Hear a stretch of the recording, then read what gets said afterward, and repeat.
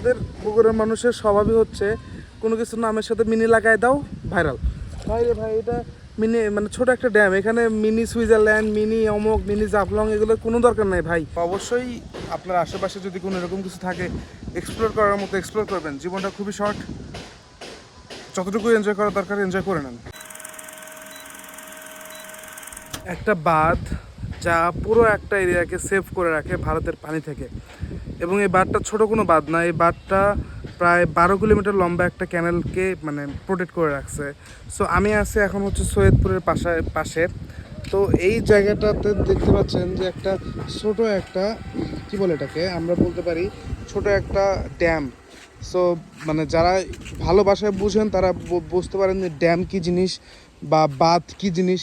So এটা নিয়ে আজকে আমি আপনাদেরকে একটু আলোচনা করার চেষ্টা করব যে কিভাবে এই জিনিসটা, এই পুরো জিনিসটা ওই সামনের ওই পুরো অঞ্চলটাকে প্লাবিত হওয়ার হাত থেকে রক্ষা করে, এবং এই এলাকার যে সকল ধানি জমি আছে বাঁধের যে গেটের যে নিচের অংশটুকু এটা কীভাবে তৈরি করা। সো এটা হচ্ছে একটা লক, এই যে নিচের যে লোহার যে অংশটুকু দেখতে পাচ্ছেন এটা হচ্ছে একটা লক। এই লকটা কত সময় উপরে উঠে আসতে পারে দেখেন, এই যে মার্কিং করা আছে না, এই পর্যন্ত এসে উপরে উঠতে পারে, আবার নিচে ওই যে গ্রাউন্ড পয়েন্ট পর্যন্ত সে নিচে নামতে পারে। তো এই লকটা কীভাবে ধরেন এরকম করে হচ্ছে পুরো পানির ব্যবস্থাকে এভাবে আটকায় রাখছে। ধরেন এই যে চাবিগুলো আছে, চাবিগুলো ঘুরাই দিলে ধীরে ধীরে এভাবে উপরে উঠবে, বা এইভাবে এখন আটকানো আছে, ধীরে ধীরে উপরে উঠবে, নিচে যে জায়গাটা ফাঁকা হবে সেখান দিয়ে এই পাশে জমে রাখা পানি, যেটা হচ্ছে এটা হচ্ছে আমি আগে বলে রাখি এটা হচ্ছে তিস্তা ক্যানাল। এই ক্যানালটা হচ্ছে সরাসরি এই উৎপত্তিস্থল সরাসরি ভারতের একটা মানে তিস্তা নদী থেকে, ভারতের থেকে যে তিস্তা নদী আসে সেই তিস্তা নদীর পানি এই ক্যানালের মাধ্যমে সামনের এই মানে জমিগুলোতে চলে যায়। তো দেখেন এটা কিন্তু কত সুন্দর একটা জায়গা, বাট যদি আপনি মানে দেখেন যে সারা বছর এখানে কোনো পানি নাই আর বর্ষাকালে সমস্ত জমিটুকু একদম পানিতে ডুবে গেছে, তাহলে কিন্তু বিষয়টা খুবই মানে শোচনীয়, খুবই খারাপ হবে আমাদের এই অঞ্চলের লোকদের জন্য। তো কি করা হয়েছে দেখেন, আমি ওয়াটার লেভেলটা একটু দেখাই দিই। দেখেন এই যে এই ইয়াটা একটু বেশি উঁচু করা আছে, এখান থেকে পানি একটু বেশি বের হচ্ছে। তো আলাদা আলাদা কয়টা মানে মানে গেট আছে, একটা দুইটা তিনটা চারটা পাঁচটা ছয়টা। তো ছয়টা গেট আছে, চাবি আছে ছয়টা, একটা দুইটা তিনটা চারটা পাঁচটা ছয়টা। তো ছয়টা গেট দিয়ে ছয়টা চাবিকে আপনারা এখানে হচ্ছে নিয়ন্ত্রণ করা হয়।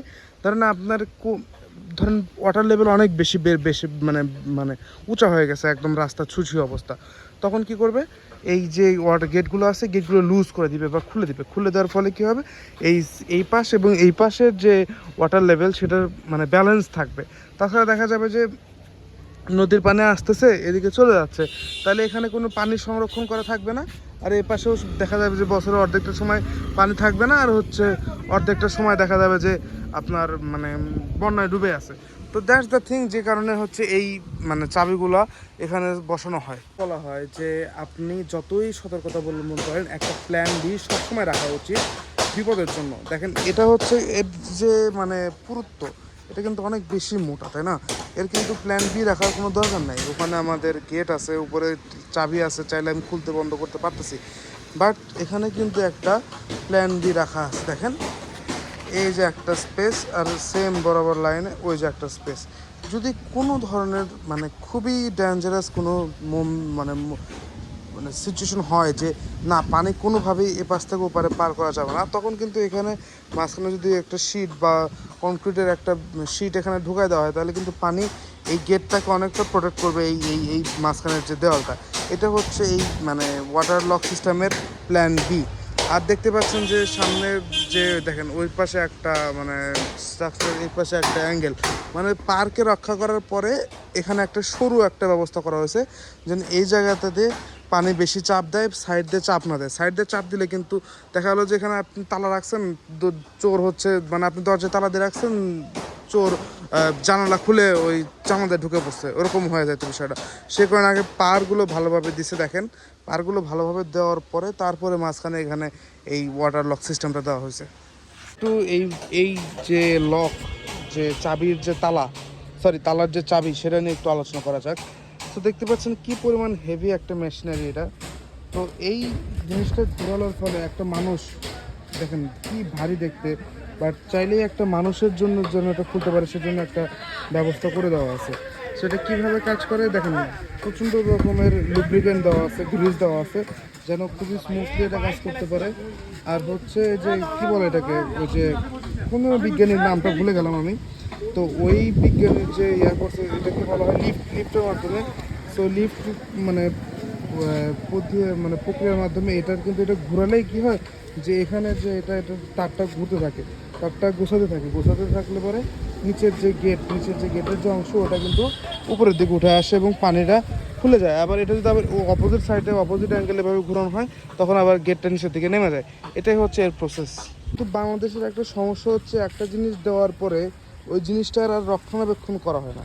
দেখেন এই মানে যে গেটগুলো আছে, গেটগুলোর ভেতরে যে এগুলো তো লোহার বডি, তাই না? এগুলো তো একসময় রাস্ট ধরবে।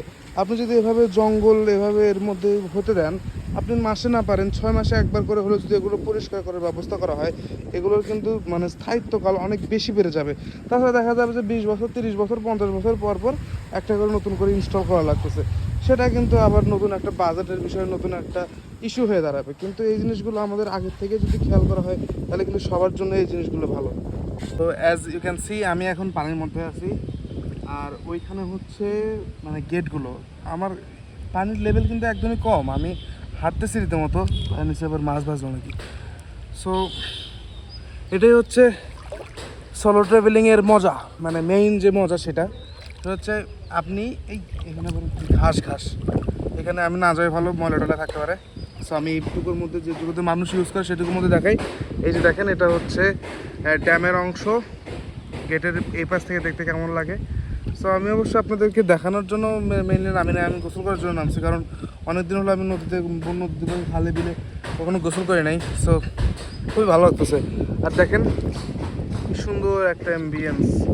আর দেখেন আমি যদি একটু করে দেখাই কত সুন্দর জায়গাটা, তাই না? এত সুন্দর জায়গা দেখলে আপনার কেন মন চাবে না যে আপনি একটু গোসল করে নেন, একটু গাটা ভিজায় না? খুবই সুন্দর। তো অবশ্যই আপনার আশেপাশে যদি কোনো এরকম কিছু থাকে এক্সপ্লোর করার মতো এক্সপ্লোর করবেন। জীবনটা খুবই শর্ট, যতটুকু এনজয় করা দরকার এনজয় করে নেন। তো সাবান মাখতে মাখতে একটা জিনিস মনে পড়ে গেল যে আমাদের পুকুরের মানুষের স্বভাবই হচ্ছে কোনো কিছু নামের সাথে মিনি লাগায় দাও, ভাইরাল। ভাই রে ভাই, এটা মিনি মানে ছোটো একটা ড্যাম, এখানে মিনি সুইজারল্যান্ড, মিনি অমক, মিনি জাফলং এগুলোর কোনো দরকার নাই ভাই। আপনি একটা জিনিস দেখছেন, ভালো লাগছে, ভালো কথা, আমার চোখ জ্বলতেছে, ভালো কথা, কিন্তু এত কিছু কি দরকার? আপনি ঘুরছেন, এনজয় করছেন, সেটার সাথে মিনি জাফলং, মিনি অমুক, মিনি কক্সবাজার, বালের মিনি সিনি, এগুলো খুবই বিরক্ত লাগে।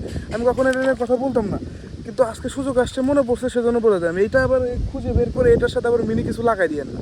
ধন্যবাদ। তাই তো হবে।